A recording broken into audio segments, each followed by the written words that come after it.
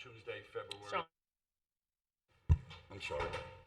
Did somebody come from the side? Yeah. Good evening. Call to order the regular meeting of the BOCC for February 1st, 2022. I'd ask that Dan McIntyre will lead us in the invocation, and then we'll do the pledge. Join us if you will. Yes, thank you. Please pray with me if you're willing. Dear Lord, grant us wisdom and courage to make decisions that benefit the citizens of our county. In your name we pray. Amen. Amen. I pledge allegiance to the flag of the United States of America, and to the republic for which it stands, one nation, under God, indivisible, with liberty and justice for all. At this time, I'd like to open up for public comment, anything that's excluded from the public hearing items. If there's anyone who'd like to speak, now's your time. Seeing none, I'll close public comment. I'll move for approval of the Board of County Commissioner minutes for regular meeting January 11th, the BOCC informal of January 11th, and the special informal meeting of January 11th, 2022. Move approval. We have a motion by Second. Commissioner Bart, second by Commissioner Townsend. All those in favor signify by saying aye. Aye. Motion carries. At this time, we have some proclamations. First will be Resolution 22012, proclaiming the month of February 2022 as 211 Awareness Month in St. Lucie County. And I believe Karen Bailey, Help Me Grow coordinator from 211 Helpline, is here. Hi. If you'd like to meet me over there, they'll read the proclamation and we'll hand it to you. Thank you. A resolution proclaiming February 2022 as 211 Awareness Month in St. Lucie County, Florida. Whereas the Board of County Commissioners of St. Lucie County, Florida has made the following determinations. St. Lucie County congratulates the 211 Helpline for its 6 decades of quality and caring service to the community. Over this span of time, the 211 Helpline has responded to over 3 million requests for help for people of all walks of life, providing the guidance and support they've needed, and 211 continue to do through these trying times. Mental and emotional health, addiction, housing, utilities, food insecurity, and health concerns are the top needs expressed by people reaching out to us. Caring staff continue to be the beacon of hope, providing crisis support when people are overwhelmed and do not know where to turn to. The 211 Helpline is available anytime, day or night. 211 also specializes advocacy and support programs that include the Caregiver Support Project. My Florida Veterans provides peer-to-peer support and helps veterans to readjust, providing linkage to services for veterans and their families, and Help Me Grow, catching children's development delays early. 211's Life-Saving Sunshine daily telephone reassurance calls continue to brighten the lives of local isolated seniors and has expanded to include isolated caregivers. Now therefore be resolved by the Board of County Commissioners of St. Lucie County, Florida. This board does hereby proclaim the month of February 2022 as 211 Awareness Month and congratulate the 211 Helpline for their 6 decades of service in St. Lucie County, Florida. This board urges all citizens to be aware that if they are overwhelmed in crisis or just need to talk, 211 is available any time of the day. 211 can also provide referrals for mental health counseling, substance abuse, health care, employment, food assistance, daycare, support groups, volunteering, VITA-free income tax preparation, and so much more. Passed and duly adopted this first day of February 2022. Do I have a motion to approve? So moved.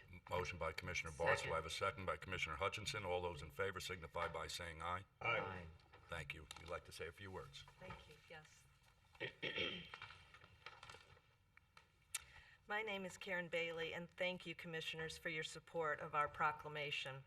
With greater awareness, we can help even more people in this community. Last year, the staff at 211 responded to over 100,000 requests for help. St. Lucie County residents made up over 10,000 of those requests. Affordable housing was the highest need expressed, and extreme stress over housing has also been an underlying contributor to a number of our crisis calls. There were over 5,000 St. Lucie County residents who struggled with housing last year. Mental health and substance abuse disorders was the second highest need expressed, with over 3,200 St. Lucie County residents requesting help, which also included 160 people who were concerned about or in a suicidal crisis. Other needs that followed included health concerns, legal assistance, utilities help, and food insecurity. Another population we serve are veterans. Our MyFL Vet program provides peer-to-peer support and crisis interventions for not only the veterans but also their families. This is a new program at 211. Sometimes their needs involve a family caregiver. We know how isolated and lonely caregiving can be. 211's newest program is our Caregiver Support Project, which provides support and resources to caregivers that are 18 and older, caregiving for another adult family member. These caregivers can also receive a daily Sunshine Call. Our Sunshine program has expanded to not only call and check in on the well-being of elders and those housebound or disabled, but also to provide that supportive call to family caregivers. The program I represent is Help Me Grow, where parents of young children who have concerns can have their children's growth and developmental screening done right over the phone with us by simply calling 211. We know early detection can lead to much better outcomes in the lives of children and their families. People are comforted to know that 211 helpline staff are here to answer their call for help at any time, day or night, for anyone of any age, helping to improve the lives of residents of St. Lucie County. Thank you again for your support and for allowing me to speak this evening. Thank you. Would you like to get a picture? Yes, Thank you so much.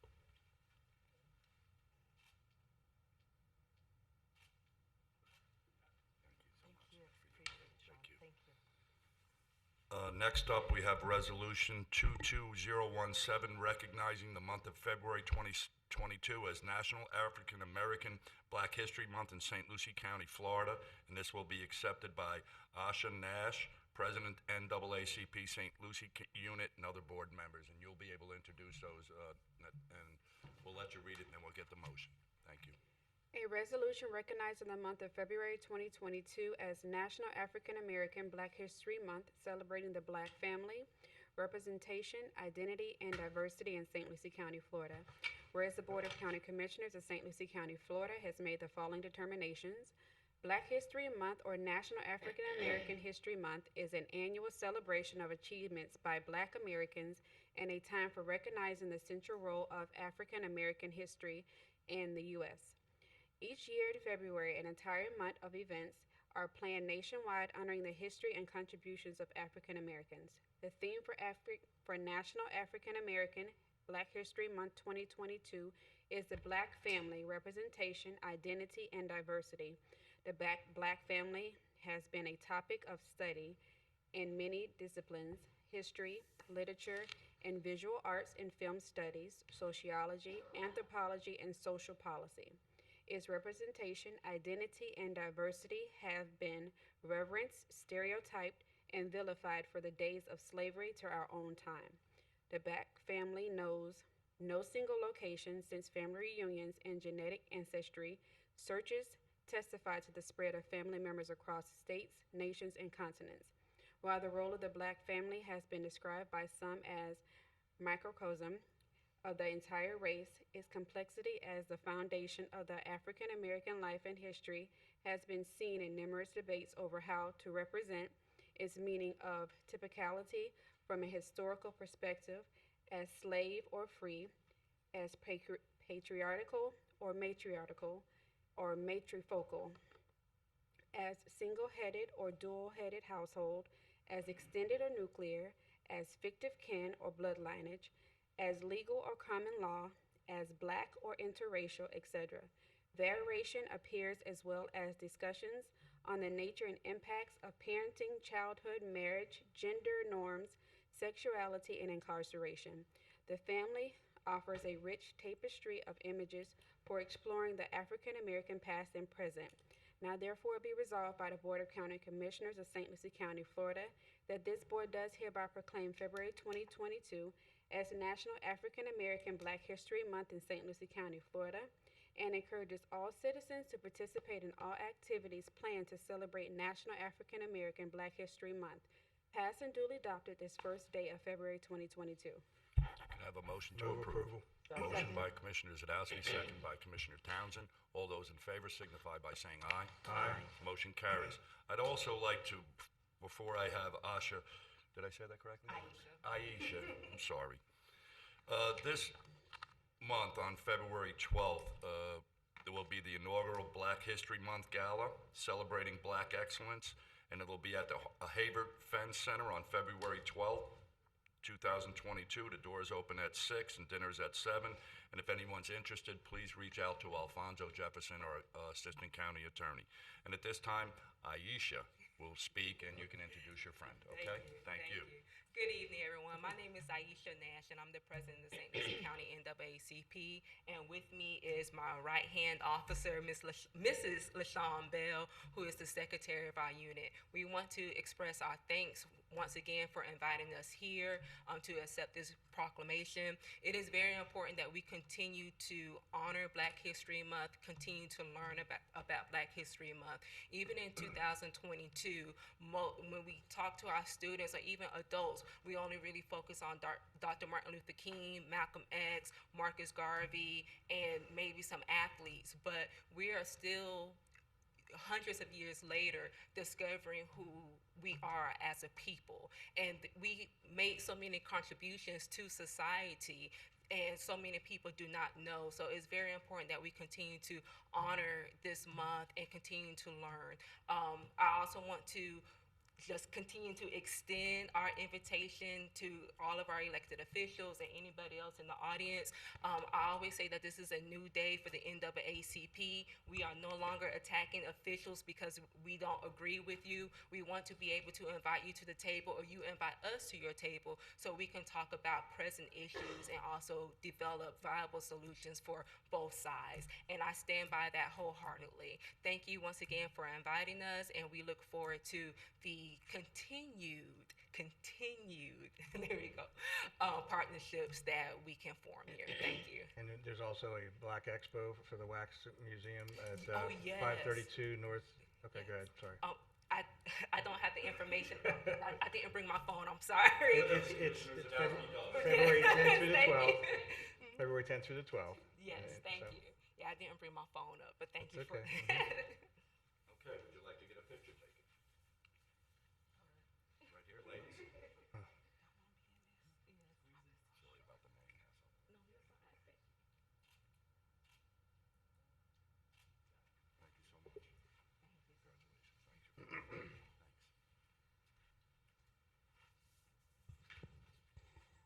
And although we had one other proclamation tonight, we're going to have that at a future time, unless somebody's here from the Firehawks. Seeing nobody here, we'll put that on another agenda. Thank you.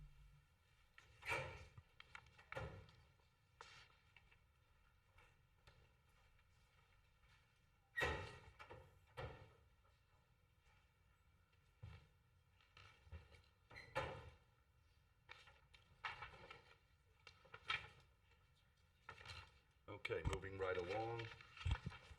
Next up is the consent agenda. Does anyone like to pull or speak about any topic on the consent agenda?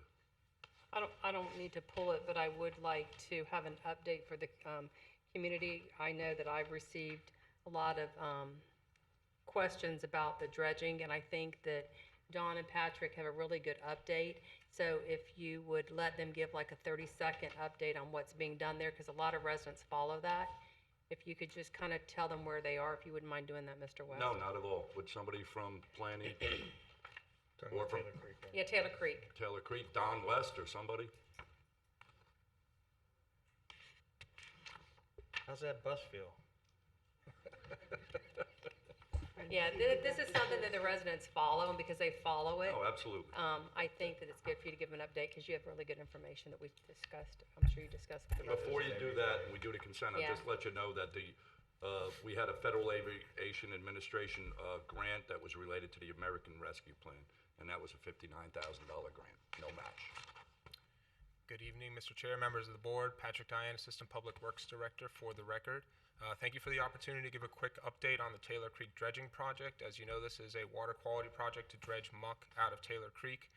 This is the second time that we've dredged this particular section, which is from the railroad bridge east to the main channel.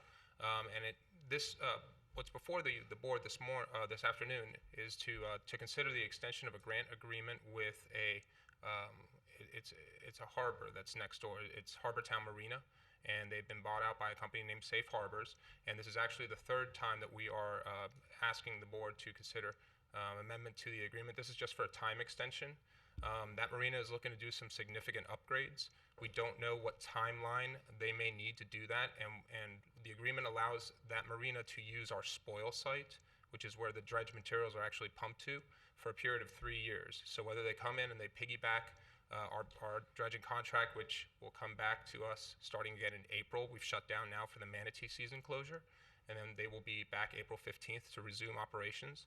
After they're done dredging our project, the marina may choose to use that same contractor, or they may choose to delay if their project plan doesn't work out, and then bring in a separate dredging operation to help them clean out and deepen their slips for what they have for future plans. Again, this 3-year extension would allow them to utilize our dredge disposal site at their cost for dredging and at their cost for hauling. And I'm here for any questions from the board. No, I just think it's important because I'm sure we all get the phone calls. And so for them, because they follow this, and to understand that because of what was going on, the project had to halt for a little bit, but then there were measures taken and put into place that they left some of their equipment, and we're going to get new docks out of it, and it's going to be a better plan in the end over their 3 years. So I just thought it was important for them to kind of have an update, so thank you. No, I appreciate that. Mr. Any- Chair? Go ahead. And this is a water quality project. Due to the amount of silt and materials that comes through the canals, this is important to actually maintain the grass flats out to the east. And so it's a water quality issue as well. And I'll just share to my fellow board members, because we're looking at what we're doing at Harbor Point, the future of the actual port being developed, this is going to have to happen probably more often than not. And so with the proposal of a C-25 reservoir to the west, this will help us to clean that and so on. And we were able to have the National Estuary Program Board and South Florida Water Management come to see the operation there. They were very impressed with what was going on. And I will tell you that the hydrogen sulfide smell was atrocious. But the spoil site itself is a unique opportunity for St. Lucie County to have.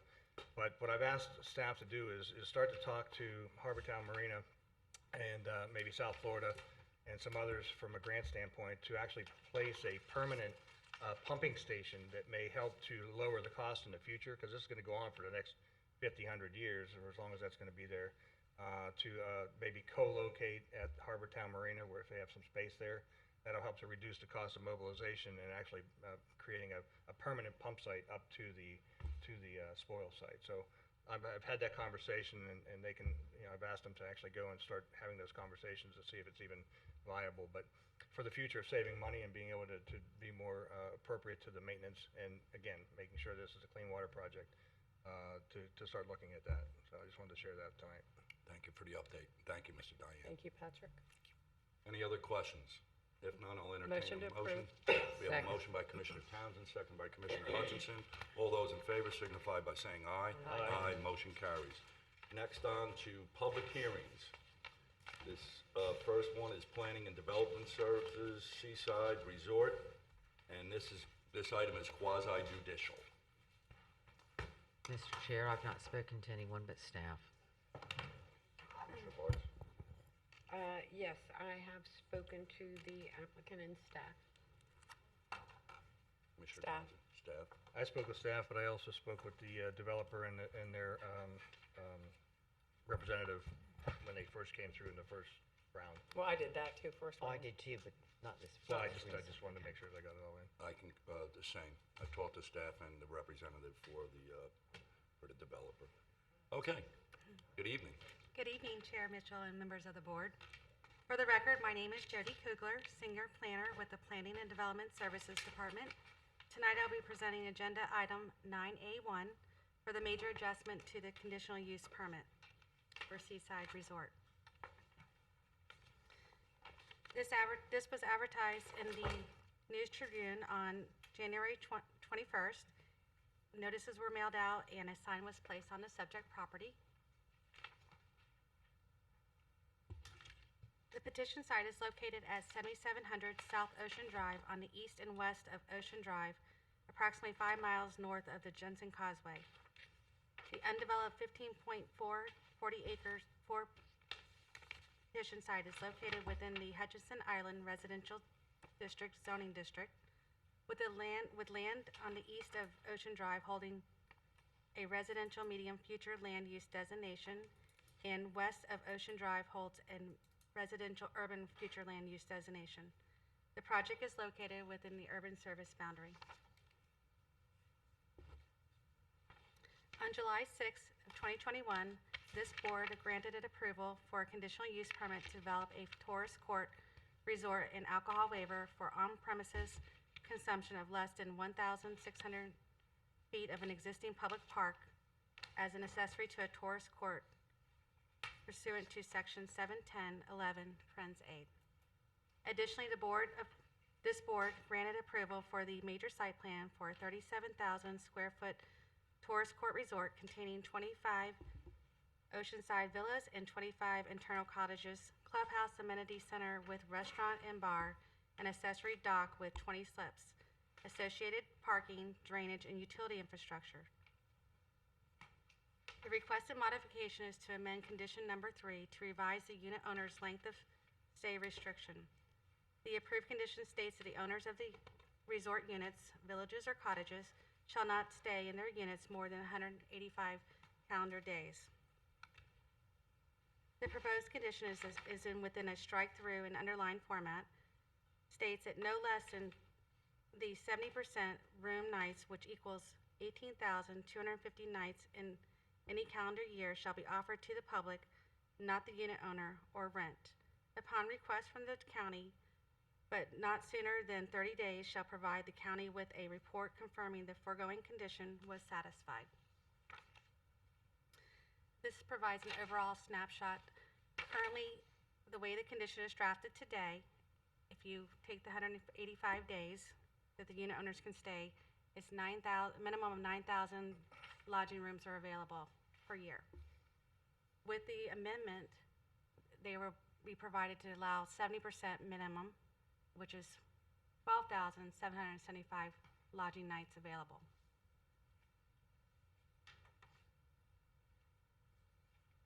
In accordance with the public notice requirements, St. Lucie County Land Development Code notices and responses forms were mailed to adjacent property owners located within 500 feet of the subject property. Of the 10 notices mailed out, the Planning and Development Services received no responses. The proposed major adjustment is consistent with the standards of review set forth in St. Lucie County Land Development Code, Section 11.0703, and the St. Lucie County Comprehensive Plan Goals, Objectives, and Policies.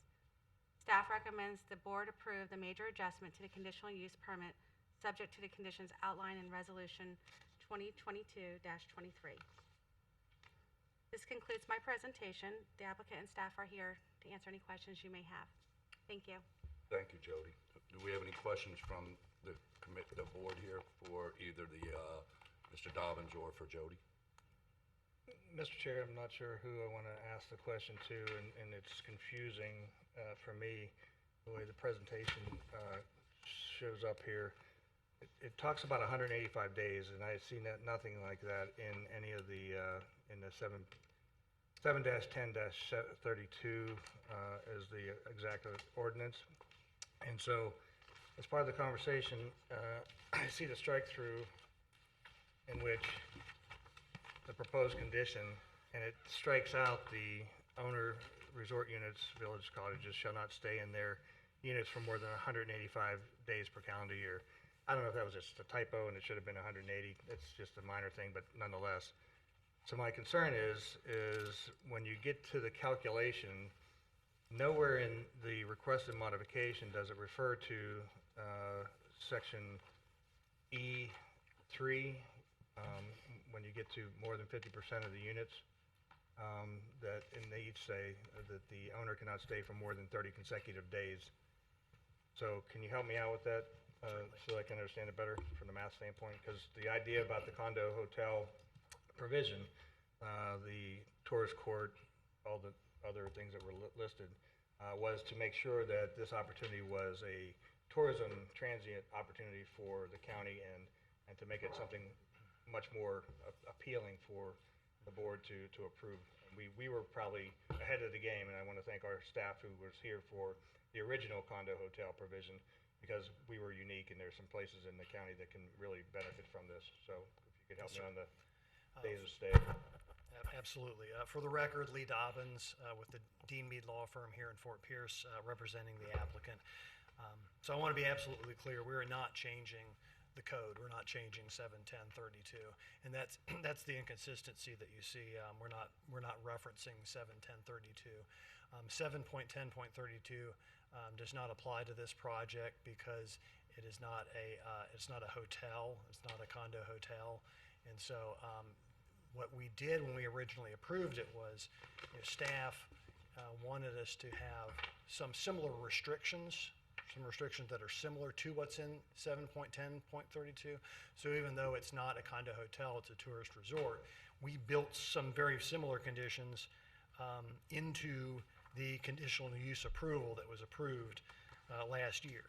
And that includes some of the things that are basically right out of 71032. For example, that there has to be a management company that manages it and reports to the county, that individuals can't, so they can't like decorate them and make it a home. It's truly like a hotel. And one of those is the length of stay. So what we're doing is we're changing that condition or requesting to change that condition.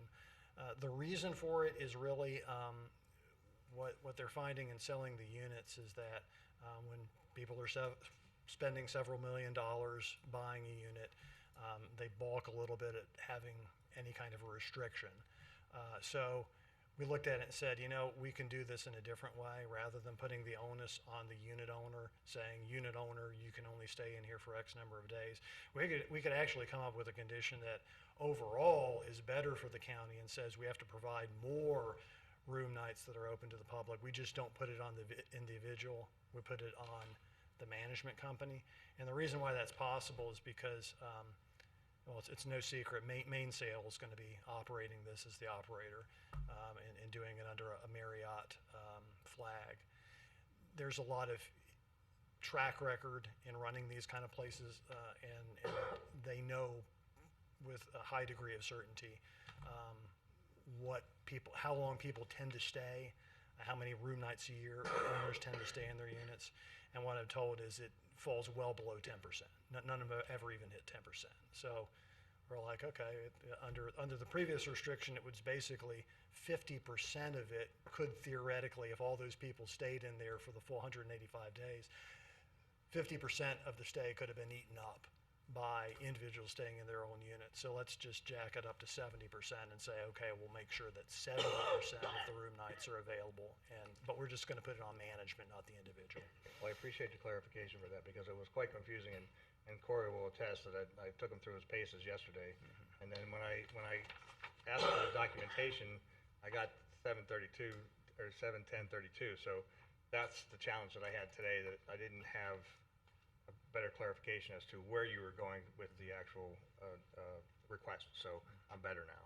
Clear. You're clear? I'm better. Okay. Any other questions of staff or Mr. Dobbins? Seeing none, I'll entertain a motion. Open a public hearing. We have a motion by... Public hearing. Public hearing, I'm sorry. Again, is there anyone here from the public that would like to speak on this subject matter? Seeing none, I'll close public hearing. Move approval.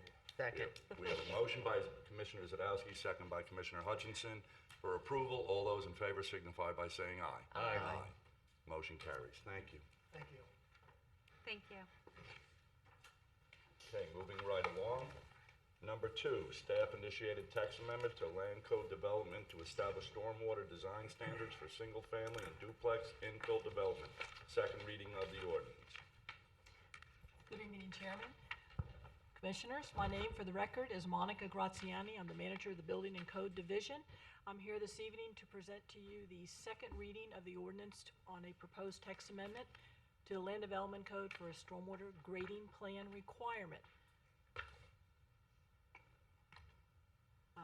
Please know that all the proper notification for public notice was done in accordance with the regulations.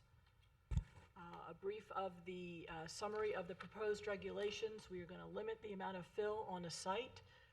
There will be a one-time exception for accessory structures. We're providing a do-it-yourself formula that will assist the homeowner or the contractor so they do not have to incur the expense of an engineer to have it designed.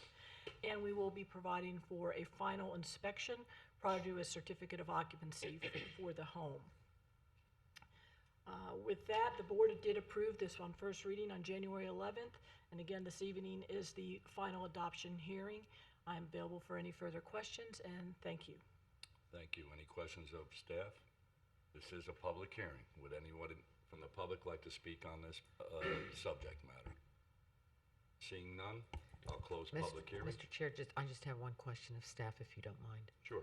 And when does this go into effect? If there's people that are already in and they're going through all that stuff, are they going to be grandfathered through, or is it They're start effective grandfathered. the It would same? not apply. It's moving Okay. forward. It says ones that get caught in the pipeline, if you will. No, ma'am. Good question. Thank you. Mr. Any other Chair. questions? Go ahead. I just want to compliment you for bringing this forward. It's badly overdue. We have a lot of old areas of the county in which low-lying areas are now being inundated by the properties to the next door. And I shared a story that one fellow had called me and complained about the property next door. It was a vacant lot, but it was flooding. And he said, mosquitoes are a problem. I said, sir, you're building 6 feet above the other property.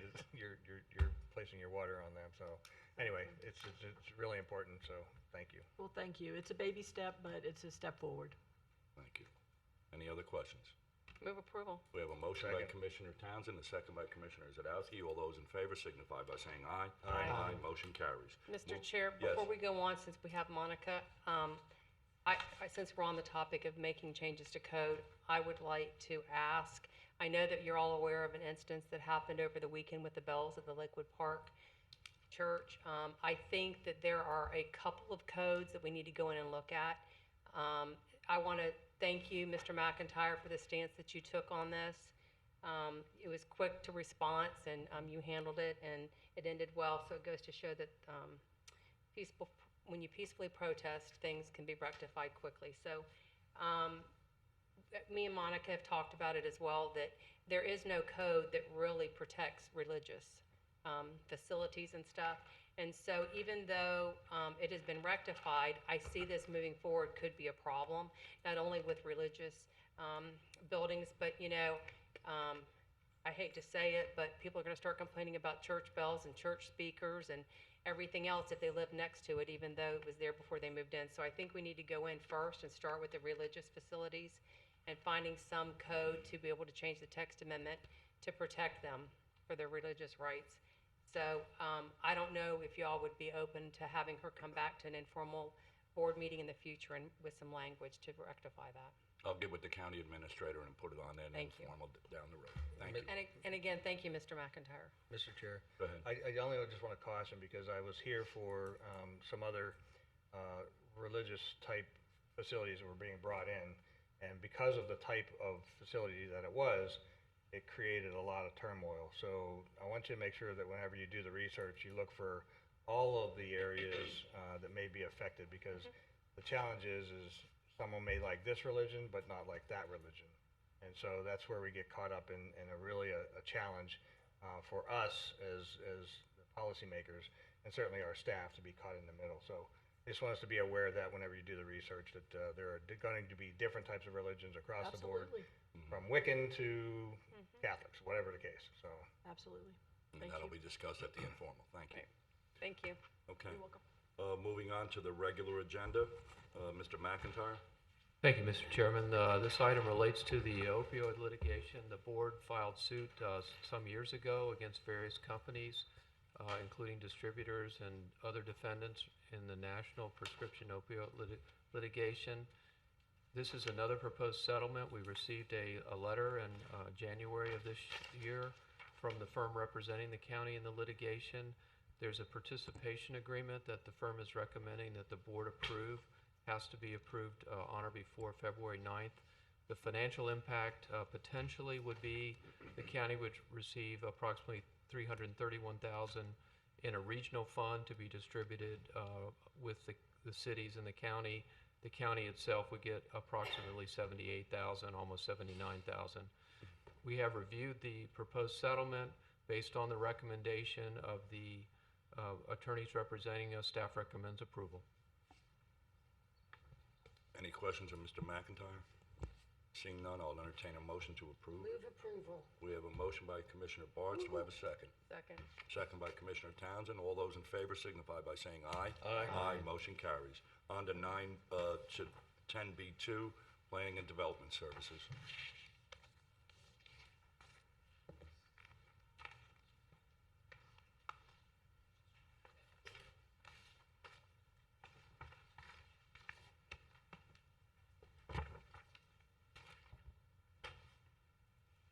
Good evening, gentlemen. Good evening. Let's make sure we get the right PowerPoint up here and running.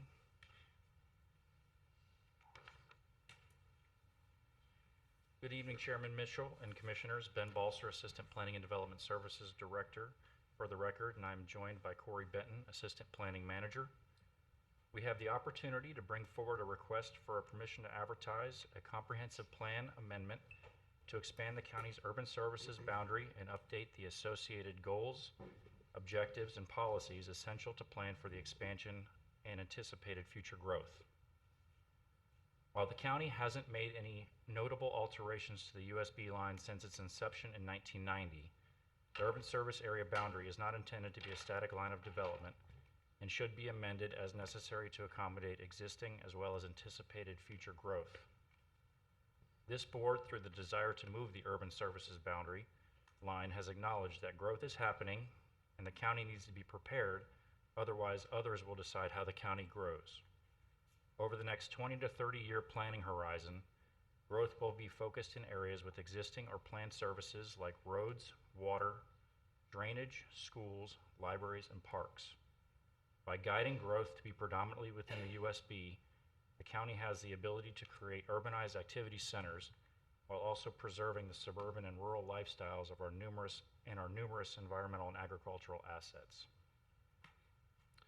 A major motivation for moving the USB line is the county's commitment to investing in utility infrastructure and a planned water line with the most viable route extending west on Indrio Road, down Header Canal Road to the intersection of Rangeline Road and Glades Cutoff Road, to serve northern and western St. Lucie County, the Entertainment District and Fairgrounds, as well as the southern urban service expansion area.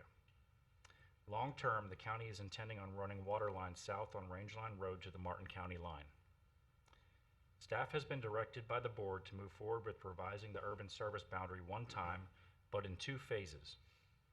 This process will allow for the expanded USB area in southern St. Lucie County to occur immediately, while allowing for a deferred effective date of 18 months with the ability for the board to extend this study timeframe by 6 months in the Northern County Expanded Urban Service Area and the Limited Urban Service Expansion Area, which lies between the Florida Turnpike and Okeechobee Road. The immediate need to revise the USB line in South County is evident as the growth of PSL has extended past our existing USB line, rendering it obsolete.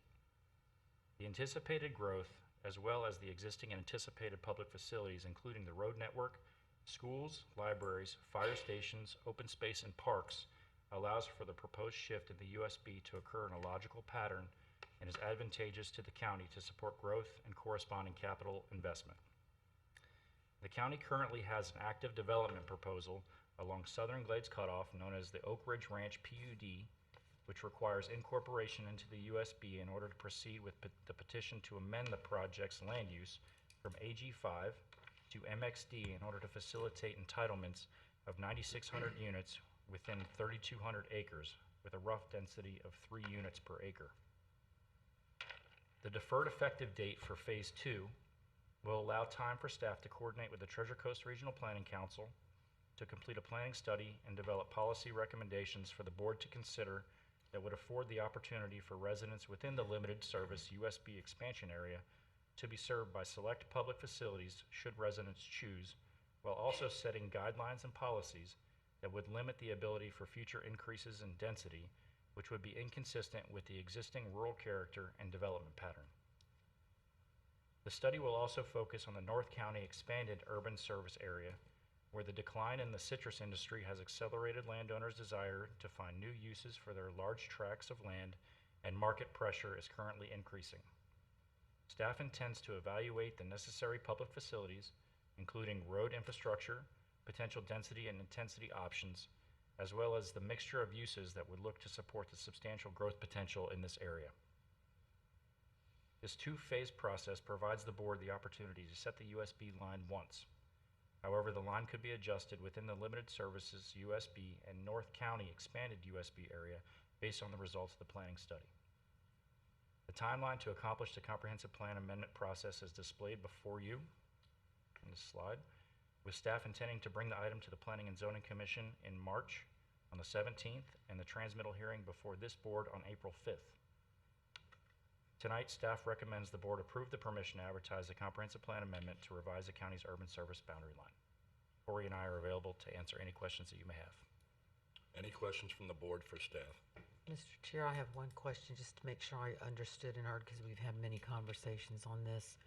The proposal you've got in front of us is to run it then all the way down Range Line to Martin County? Is that what you're showing here? Because I thought I heard you say something that we would move it once, but yet we could come back. So I want to make sure what you're asking. Chairman Mitchell, Okay. Commissioner Hutchinson, the expansion would include Rangeline Road all the way down to Martin County line. Okay. Any other questions? I'll entertain a motion to, So moved. Second. we have a motion and a second And Mr. Chair, to advertise. Go ahead. yeah, I was just going to say that, to clarify, this is just simply to send it out to advertise. Well, I was gonna Any read other- it. I'm sorry, Okay. I'm sorry. Got ahead of me. What we're approving, and it's been approved, is to advertise a proposed ordinance for the first of 3 public hearings, correct? Yes. All those in favor? Aye. Aye, motion carries. Mark Satterley, will you like to read the announcements? Thank you, Mr. Chair, members of the board. Mark Satterley, Deputy County Administrator. Just 4 announcements tonight. The Board of County Commissioners will hold an informal meeting on Tuesday, February 8th in these commission chambers at 9 a.m. on the, as I said, February 8th. Our next regular meeting in these chambers is Tuesday, February 15th at 9 a.m. County offices will be closed Monday, February 21st, in observance of President's Day. And then another of the series of impact fee meetings that the board is having, we're having a special meeting on Tuesday, February 22nd at 9 a.m. in these chambers for further conversation about our updated impact fee studies. Again, that's Tuesday, February 22nd at 9 a.m. Thank you, Mr. Satterley, and I'll entertain a motion to adjourn. So moved.